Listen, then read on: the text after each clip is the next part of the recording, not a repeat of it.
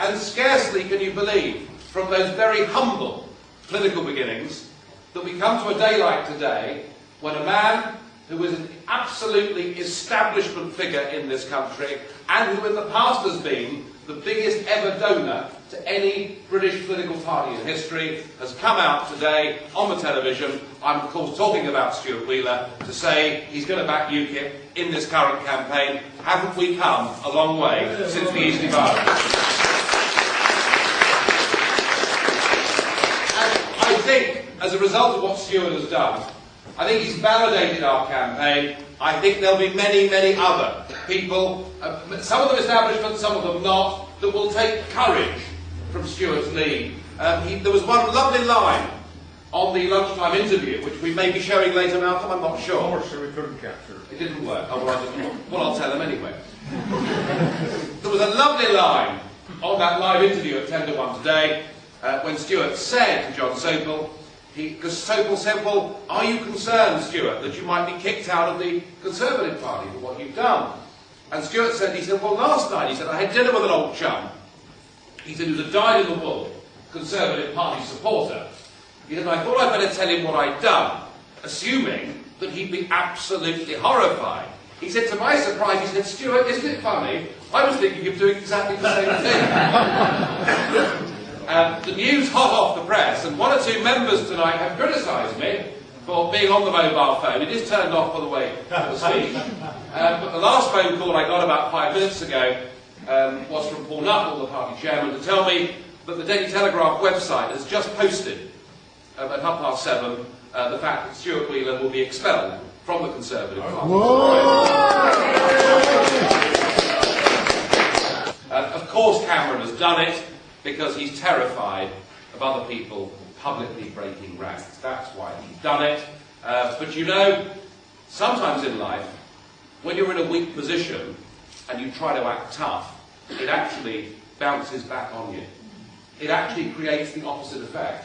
It's only the tough person with a tough position that can be tough, because that's consistent.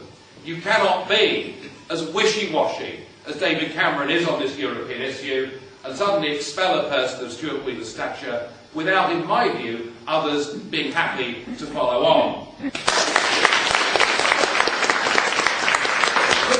question was about Roger Helmer and Daniel Hannan.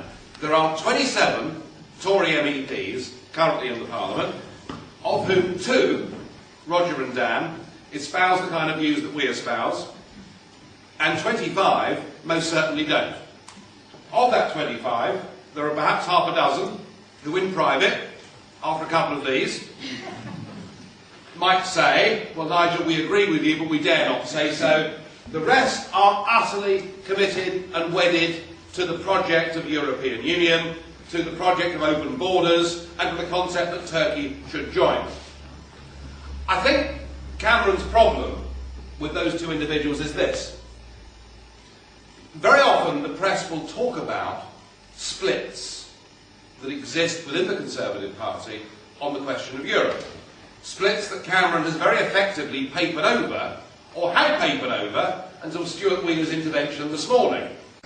But I think the problem he's got is that both Roger and Dan are overwhelmingly the #1 lead candidates in the East Midlands and South East respectively, and I think that to get rid of those 2 would provoke the kind of civil war within the Conservative Party that he doesn't want.